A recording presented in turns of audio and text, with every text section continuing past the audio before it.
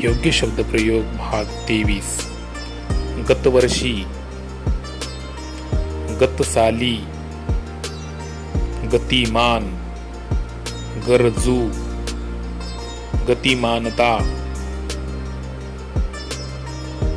गतिरोधक, गरीब, गमतीदार, गलिच्छ, गळचेपी, गांभीर्य, गारपीट, गिळंकृत, गाफील, गुर्मी, गुंता,